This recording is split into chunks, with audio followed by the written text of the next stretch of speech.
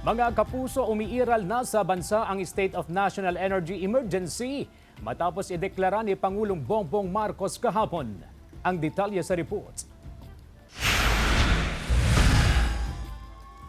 Dahil sa tumitinding tensyon sa Middle East na bunsod ng US, Israel at Iran war, nagdeklara na si Pangulong Ferdinand Marcos Jr. ng State of National Energy Emergency. Nakasaad sa executive order ni PBBM na ang kaguluhan sa gitnang silangan ay nagdudulot ng matinding epekto sa pandaigdigang merkado ng langis. At dahil sa patuloy na pagtaas ng presyo ng langis sa buong mundo, nagiging banta na ito sa seguridad ng enerhiya sa bansa. Pero ano nga ba ang ibig sabihin ng State of National Energy Emergency? Ibig sabihin, ang ating Pangulo has the power to control operations pertaining to energy. Even yung mga legislative branch natin, all others na law, pagdating sa energy, pwedeng i-bypass yan ng President.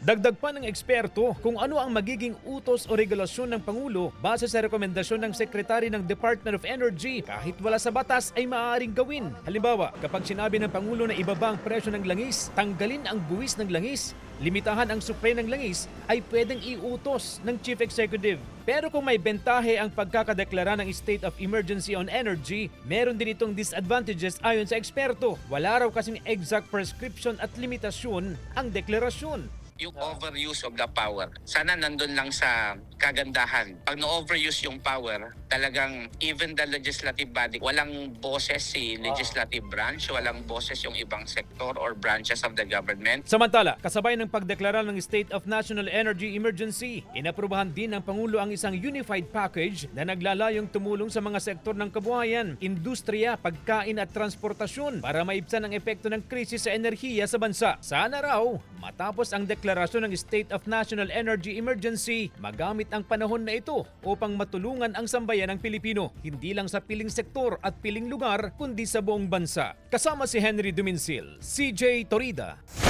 One North Central Luzon.